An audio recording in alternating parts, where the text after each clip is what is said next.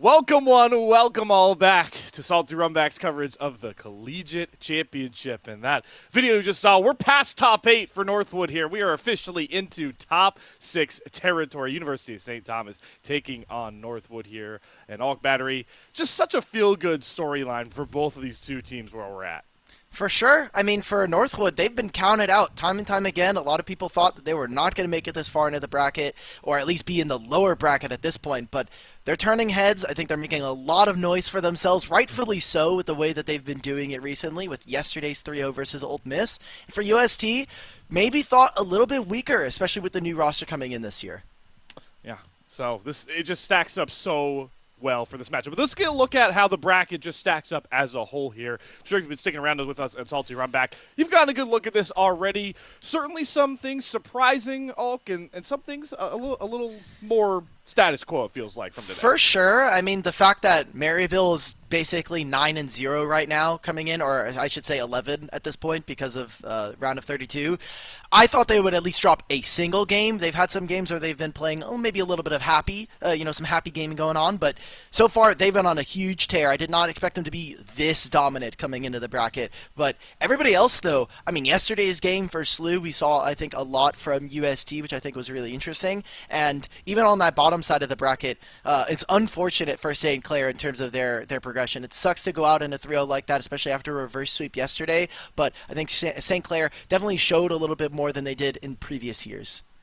Yeah, and Fisher College, how about Rallick stepping in, plays 3 games of Toledo, Yes. looks pretty unstoppable in that one. So Fisher College will be awaiting the loser of our matchup here today. We'll get a look at the schedule very quickly, though, just to see how we round out today. And this weekend's coverage, obviously, you already had Maryville versus Winthrop take place early on Salty Runback.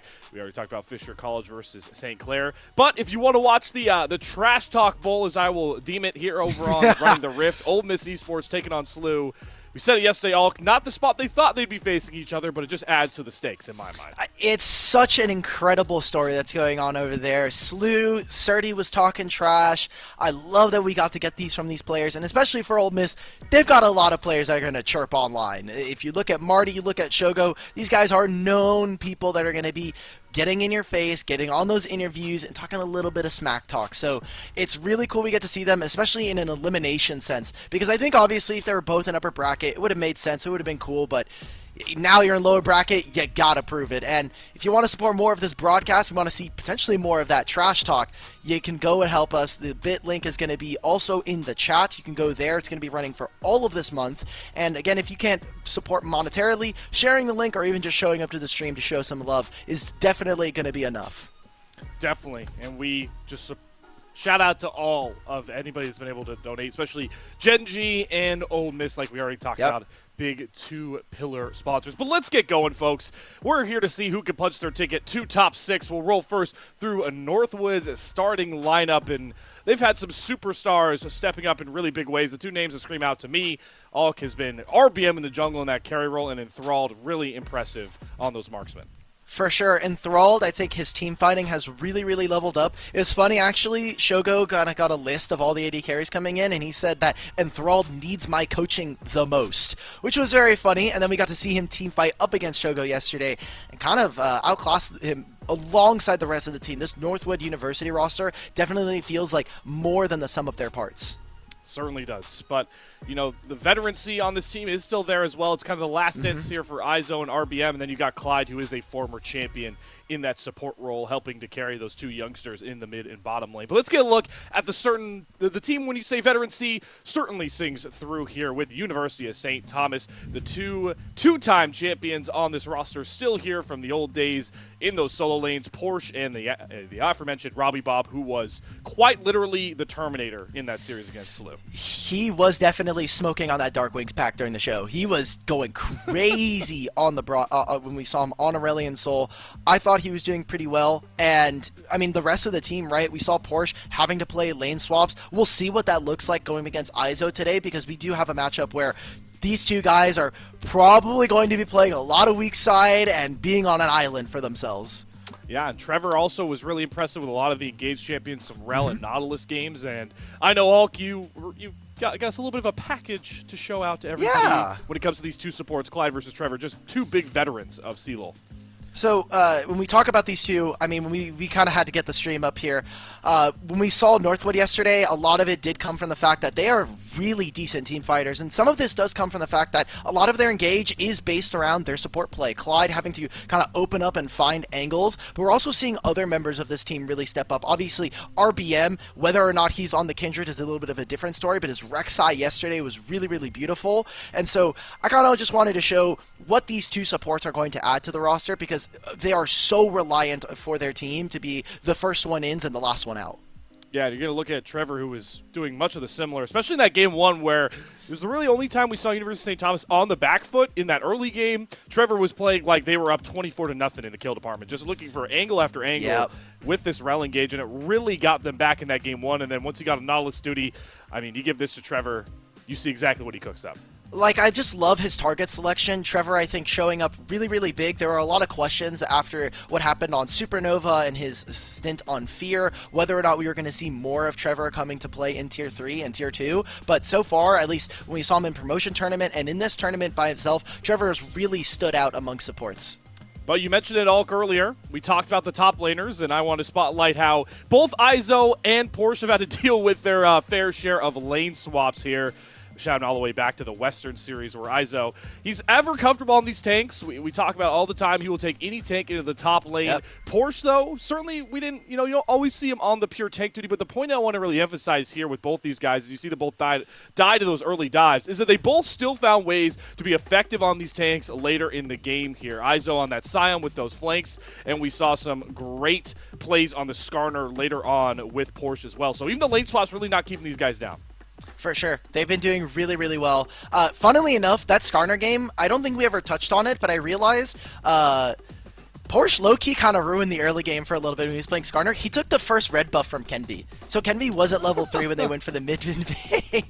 So that was just something I had to note. I thought it was pretty funny. And in terms of lane swaps, I'm interested to see which one of these teams are going to opt for it. Because if you take a look, both of these teams don't have the most incredibly dominant laning phase. And so really when you want to do for lane swaps, you're looking at trying to empower either your jungler or making sure that your bot lane gets a really solid lead and you can avoid bad matchups. I wonder what we're going to see from these two. Yeah, you talk about being really dominant when it comes to the CLOL power rankings. We're going to throw these up. Certainly outperforming the rankings for both these squads. You heard Array even talk about earlier where St. Thomas was getting ranked early on in the season. Certainly feels like St. Thomas and Northwood are just playing way above expectations. And a lot of these teams didn't actually make it to this point, right? Like Colorado got knocked out in 16, UCSD got knocked out in 16, same with Oklahoma Christian. So good job to the CLOL Hub people. You did part of your jobs at least somewhat correctly. I know there's a lot of people who are going to be biting back on some of the rankings, but I thought it was pretty interesting from Array that he said he thought they were ranked wrong. Like, your top 4, which is really impressive. Especially when you consider that when you talk to a bunch of the players, when we have them on interviews, a lot of them are really only speaking of 2 teams right now, Maryville and St. Louis, or SLU. So it's kind of incredible that maybe there's more of a perception thing for them, but either way, none of that really matters, right? Like, these power rankings are cool. They're made by people in the community that have been watching Collegiate, but the only thing that really matters is tape. Can you put it up on the Rift? Can you actually show up game day, play it out, and take your win there? Well, here's the win that you got yesterday, Alk, that you're going to go for round 2 here. And, well, I'm rocking with you this time. We're both 3-1 UST. Our production is with us this time round. We were the lone casters with the predictions with UST last time. So it's a UST sweep. But if anything is shown us from yesterday, we may look very silly. Yeah, I do want to take a look because I haven't seen the other guys' predictions real quick. This is a lot of Northwood. I see a 3-0 coming in from Axeman. Okay. I think it's okay to have a lot of these series go 3-0 or 3-2, 3-1. I think it's showing a lot of respect towards Northwood. I just want this to get screenshotted at the end of the day, and whoever is wrong, specifically us who voted for UST, we're going to get clowned on. So if you're a UST fan, if you're looking forward to them to win, they got to lock in today, because Northwood are not a team to be doubted and not a team to be disrespected. Yeah, and they're certainly the team that feel a lot more calm in scenarios like this, and it's something that we'll continue to harp on as this series goes on. I do love to see all the Northwood love here from the talent, but one thing that I know is important that we need to hammer home here, Alk, is that this UST roster, you could argue, I think, it's not even that hard of an argument. Everybody on this roster has played in a bigger stakes game in their career compared to guys like Reppy and Enthralled. For them, this is the biggest game of their career in competitive up to this point. So we'll see how that plays into this best of 5.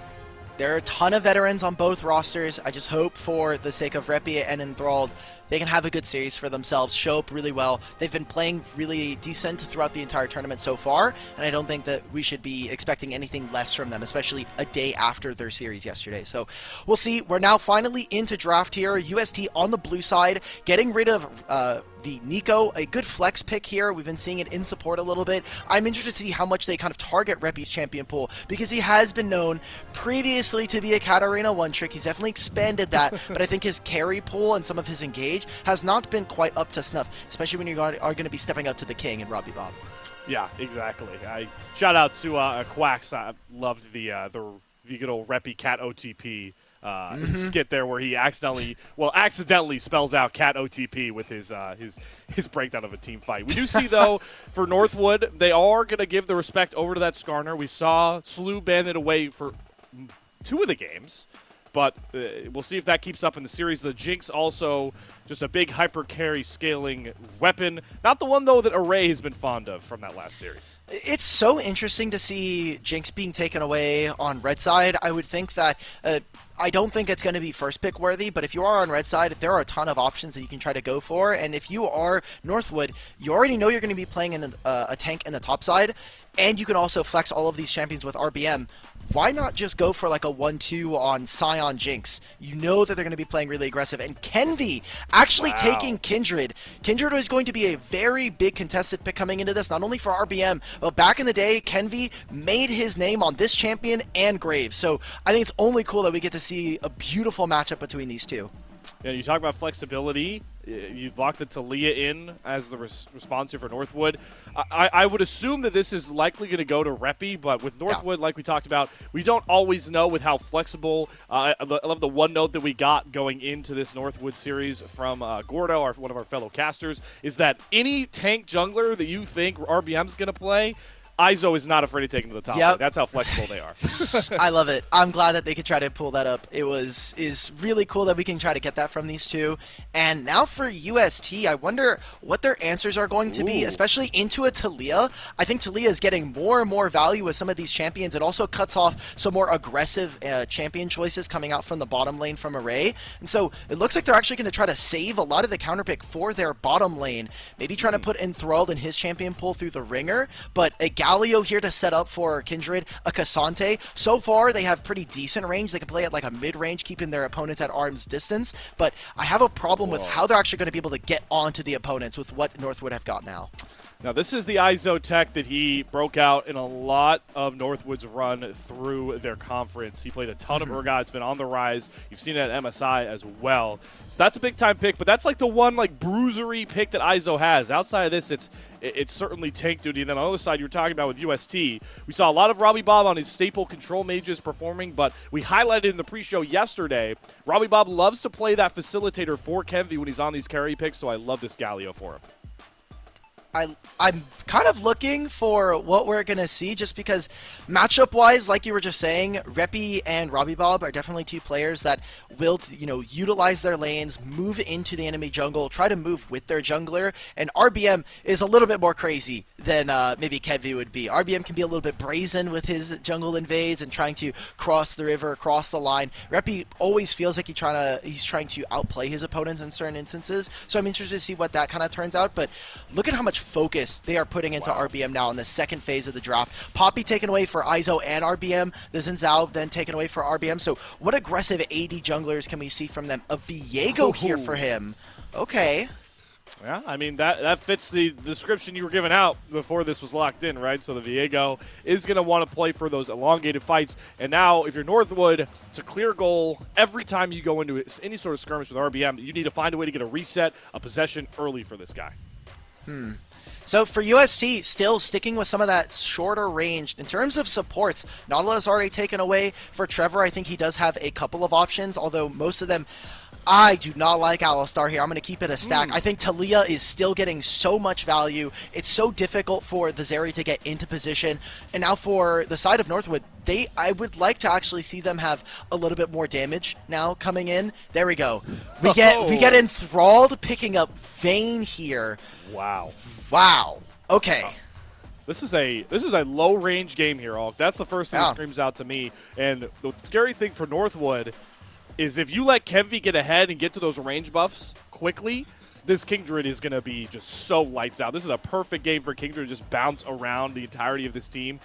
There's nobody on Northwood that can really poke out a scaled up Kingdred for Kenvi. Now, obviously, that does give the caveat of you need to scale up, you need to have a good early game, but sure, it's also Kenvi's Kingdred. So exactly, Kenvi is kind of a beast on this champ. So cool things for USD.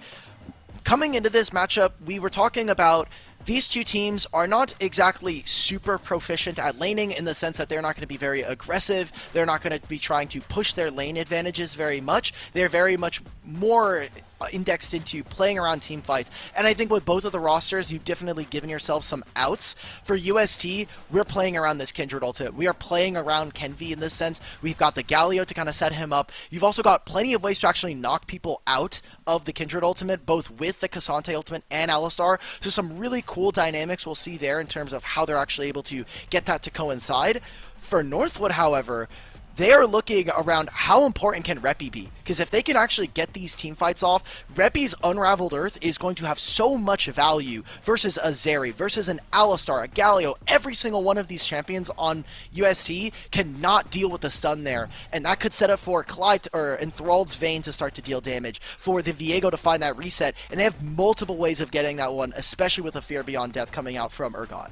Yeah, look, I think you made a great point there. As we go on to Summoner's Rift, the thing to watch here is, can Northwood find that execute threshold, and how important does this Lamb's Respite lie in Kenvi's hands? Because they really can just absolutely stonewall each other in these fights. But we are on to Summoner's Rift for another heater best of 5, a top 6 securing position here for the winner of this series.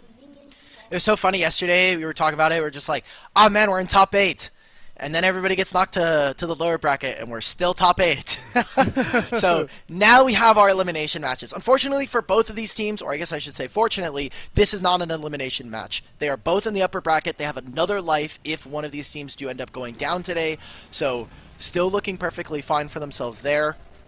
UST looks like they just wanted to stack, making sure that Northwood were not going to go for an early invade. Good vision coming out from Northwood. They spot out Kenvi. Looks like Kenvi is going to be starting on the top side. We're not getting a lane swap either. Really cool to see where both of these junglers are going to end up, because Kenvi indexed so much on trying to get enemy camps, trying to steal them away, and RBM definitely looking for more of those skirmishes, trying to activate through some of his laners. Yeah, this is a very powerful point in the game for Kenvi, because RBM's certainly on the Viego, can't skirmish, but also likes, needs the power farm up a bit, get to those big sort of break points. And whenever you see a Kingdred in the game, you kind of highlight it. Gotta watch these lanes for UST, because if they can get push, in a lot of these lanes, it sets up Kenvi so well to try and play for those stacks and get those invades like we know Kenvi loves to do. So I want to see, I'm going to be personally watching a lot of Robbie Bob today. I know Galio Gaming is usually not the most fun to watch, but Robbie Bob has been one of the few players to actually take up the Galio in the Collegiate Championship. And also, with the changes, I just want to see what this champion kind of looks like when they changed him more into a bruiser for magic resist and less being a mage. I'm going to nerd out for this champion, basically. I want to see what this champ does now. I think that's a great pick. I mean, it's not like you're trying to nerd out for Garen, right? Like, we know what Garen does. Hey. Garen's really... as an AD carry player, I should be the one that's saying that this champion is boring as hell, because he just walks up to you, and he silences you, you can't do anything, ignite ult, you're dead, phase rush. But all kind of a shocking revelation to give you. You're also an AD carry player, yes. I remember this. We should be praising how boring that champion... I think Garen's fun. I think there's places in the game for that kind of shit. It's like Cassante. He just walks up to you and presses Q. Yeah, and that's it.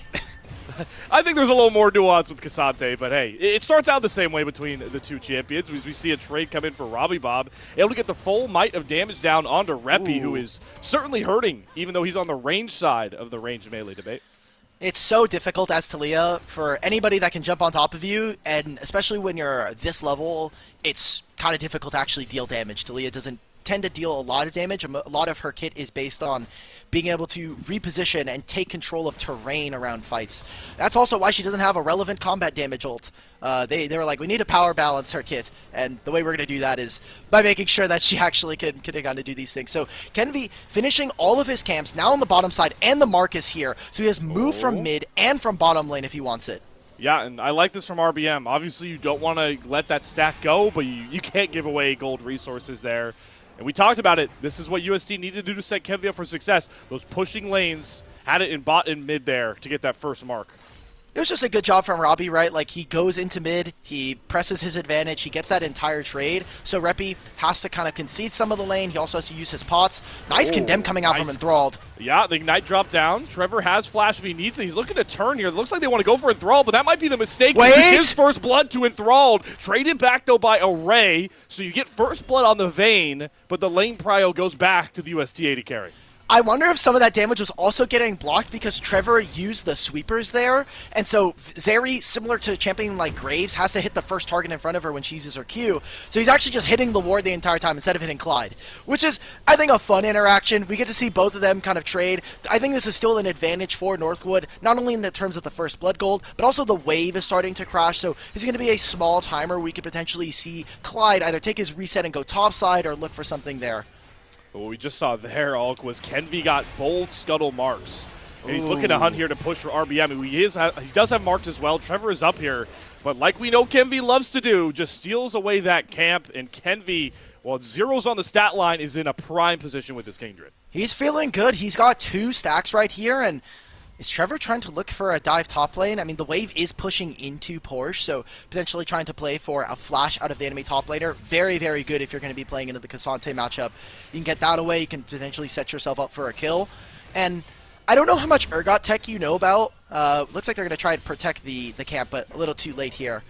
Well, still going to look for the taunt here, and RBM has to flash over the wall, so don't think those chickens are too worth it there, RBM. Yeah. Hey, he got the chickens. He's like, I got mine. I went even with the enemy Kindred. I got back my camp, but Kenvi's already back to his side of the jungle, farming it up, and actually trying to switch up his pathing. Instead of continuing to go bot side and potentially play for them there, he's going to go top side. So what I want to talk about Urgot is if you haven't played Urgot at home, Urgot is definitely starting to rise in the meta, especially when we look at the top lane matchups as a new answer into Cassante and Sion. But if you take Cole, the way that his auto attacks are coded is based on per attack for his W, and Cole actually gives you a lot more healing compared to like straight up Omni Vamp from something, because Cole reads getting plus 3 HP per hit. So if you're in a trade and you're pressing W, you're getting suddenly like 25 healing very easily, and then especially in early game trades with a fleet of footwork, it makes it very easy to actually sustain through some tougher lanes. This is why I love Alk casts, because I get to learn while also screaming at champions fighting each other. We have some fighting topside. That's the Ghost and all out here for Porsche, who's looking for the solo bolo onto Izo, has to flash and dash back towards his turret. Porsche thinking about the dive, but not really worth it, especially when you have Kenvi coming over There's here. And I don't think Izo is long for the world. 3 marks to Kenvi in the early game for UST. And with the Dragon being, now announced to the rest of the team, we're going to see now Kenvi finishes the Krugs. I think it'd be pretty aggressive for him to go for the red buff. I think now he's just going to go finish the last grub, get themselves 3 grubs, and they're just playing around Kenvi's advantage. It's the solo laners pushing into the enemy opponent, getting them low, and then suddenly we get to see Kenvi move in and get those kills. So gets a kill for himself, gets that mark, and like you said, very close to 4 at this point at 7 minutes.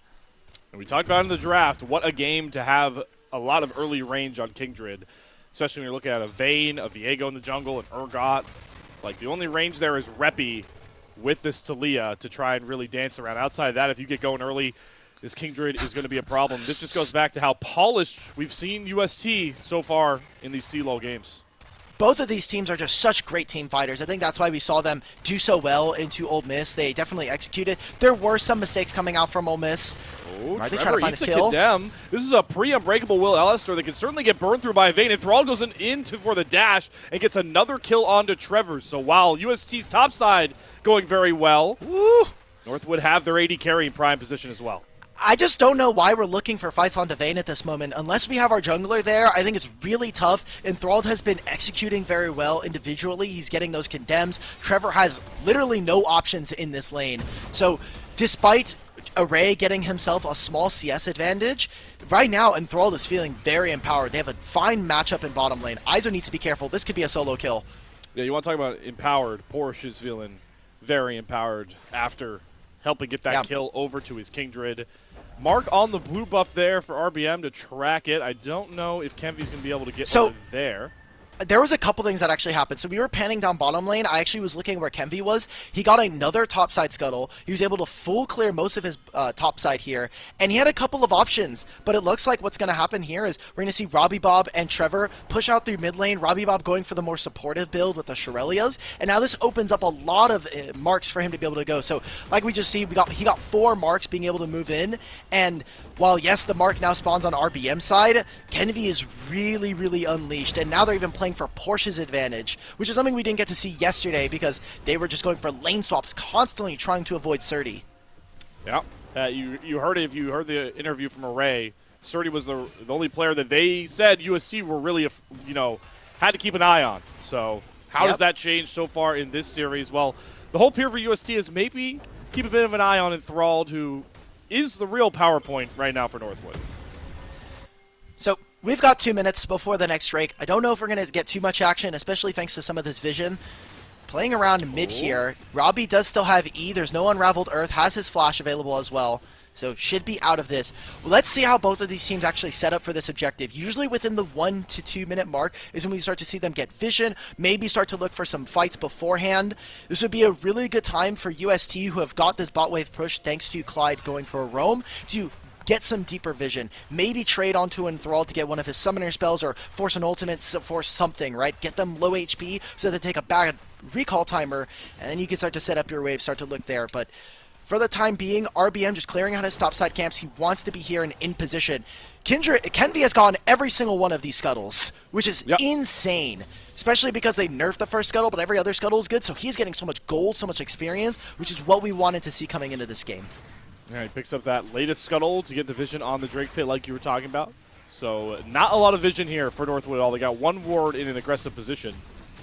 Do have Reppy getting some aggressive trades down, but with the wave shoving towards the bot side once again after the reset, I wonder how much Northwood actually want to try and play for this dragon.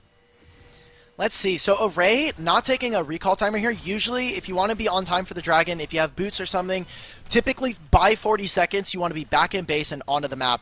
Array playing really close to the wall here, and no one else is around him. He's by himself. Has to pop the ghost, so showing a lot of respect to Enthralled, especially without knowing where exactly Clyde is. We'll have spotted him now. Ooh, that's kind of bad. That kind of sucks. Like, yeah, he'll have his ultimate, but he won't have Ghost. He also won't have Recalled. I'm sure he's sitting on a little bit of gold here for his Recall, and he wanted to get that wave in, get a little bit more, maybe try to cheese out a single item advantage. So 900 here. If I remember his items, he has a Noon Quiver and a Long Sword, so he's probably not finishing Kraken Slayer anytime soon, or Starblazer or whatever he's building. Yeah, got those tier 2 boots early, the Berserker Greaves. Big on the Zeri, so that's going to stunt going towards that first item. We do see, though, that Kenvy is ignoring the dragon, looking to go for Reppy here. Uses the Weaver's Wall to just bail out from his own turret. Pretty smart. That ultimate is down, picking up a turret plate, but now you're kind of locked out of the river a bit. UST are just going to barge right through. Dredgeline onto Kenvy, looking to be the target here. Clyde gets in the middle of all of them. They're trying to get to Kenvy, but he's spacing so well. Looking for the turn now on to Trevor, but Clyde's already down. RBM on the wrong side of the fight. Kenvy flashing forward is just unstoppable. Oh my god, Trevor! Enthralled to dashing in as well, looking to find some sort of avenue onto these carries. Has the front line solo, but Robbie does not care. Gets the taunt, goes back out. Shut down to Enthralled. He tries to flash away, but Array, one more auto will do it. Enthralled so low, but he's still so safe. Kenvy picks off his teammate on the other side. Enthralled, 10 HP, able to get out. But that's the only silver lining as UST win the fight and move towards the river. Kenvy, you just can't give this guy Kindred. He just absolutely spaces in that fight so perfectly around his opponents. And Thanks to them being low, it means that they can't start up the Dragon. RBM finally kind of respawning. It will turn into a second Drake here for the side of Northwood. But UST win that fight big time. And again, coming from the superstar jungler here for UST, one of the newest members onto this roster. They were unsure whether or not how they were going to try to incorporate him at the beginning of the season. But Kenvi, now that they've had time to practice a lot more consistently, they felt like he has been a huge addition to this team, and he is creating such a good game state for the side of St. Thomas.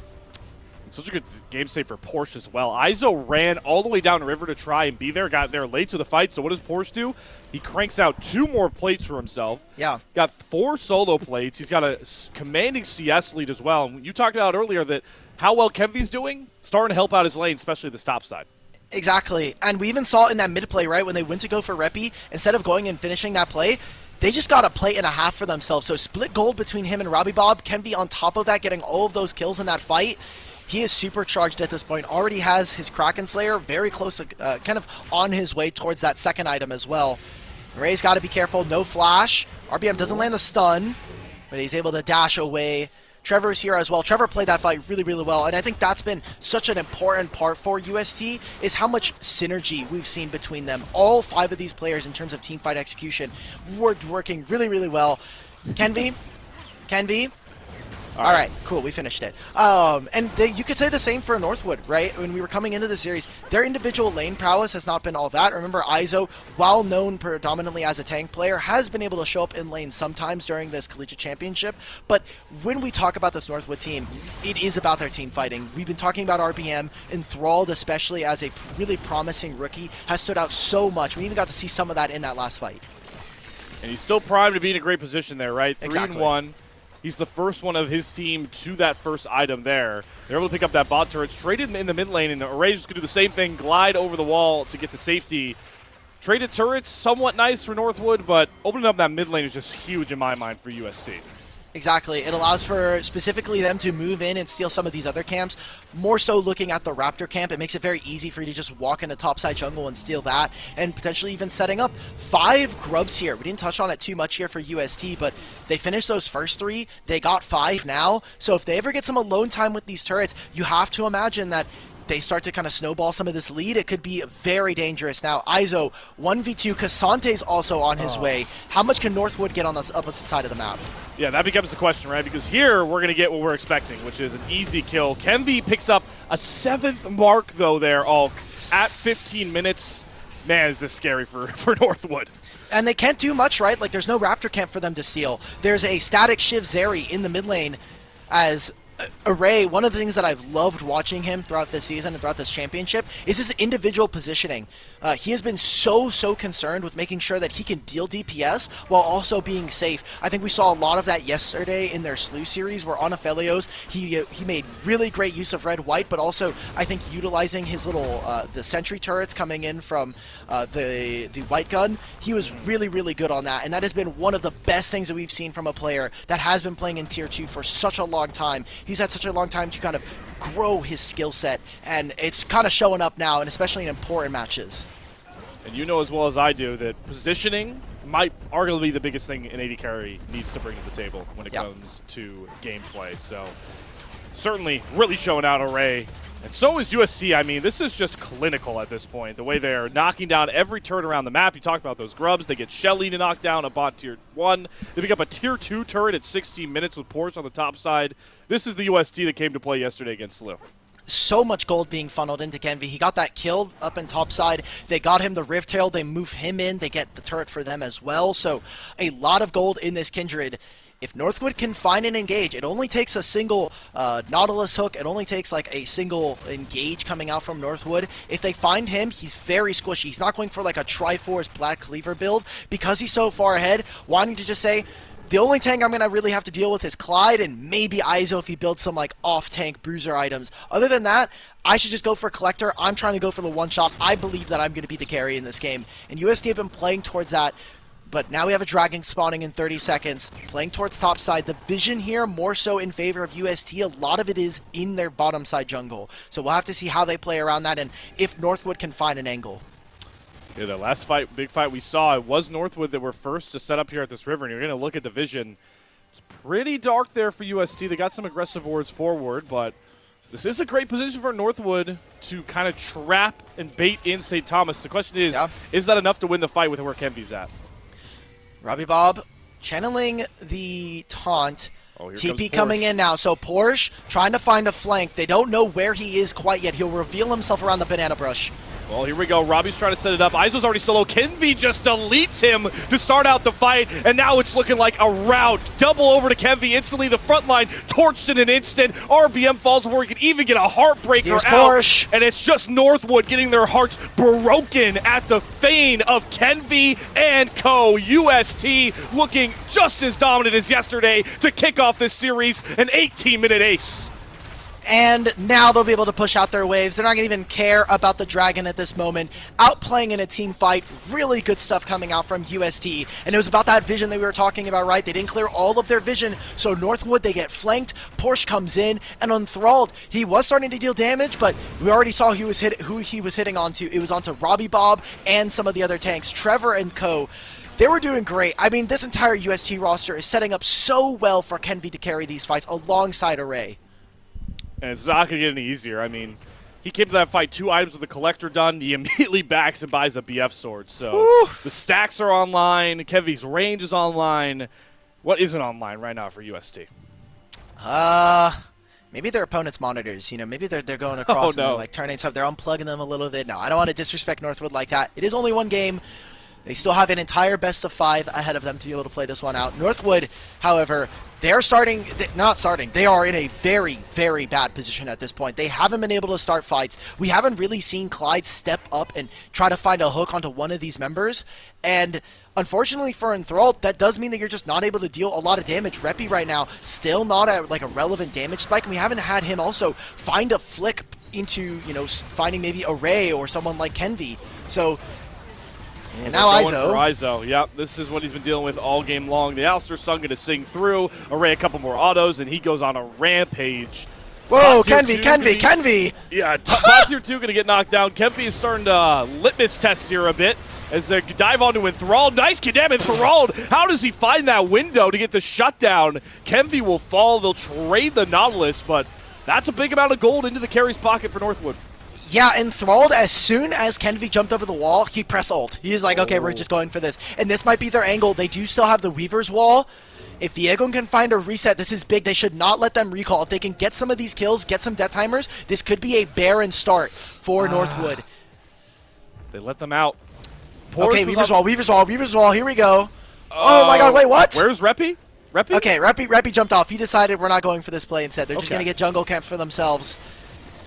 Shout out to Reppy. I like the look, but still, there's still a lot of gold. Literally, that was 1,000 gold, and we're still at 10,000 for UST. So they killed Kenvy, but I'm going to say, I think Kenvy may have done a little trolling. He definitely was feeling himself, and I can already know the comms of, crap, my guys, my bad, guys. My bad, guys. Oops, my bad. Yeah, but luckily, it shouldn't be too detrimental here. Can get right back onto the Rift. You're seeing the gold lead. I mean, this is just... stupendous. It's 4K between Kenvy and RBM alone, and got to think now with all those turrets knocked down, especially on the opposite side of the map, that UST can just take their time shoving out top and setting up for this Baron. So they already have access through mid. I think one of the cool things that when you do have a static shiv AD carry is that your ability to actually clear mid is a lot better than someone like a Vayne. Okay, we're death brushing.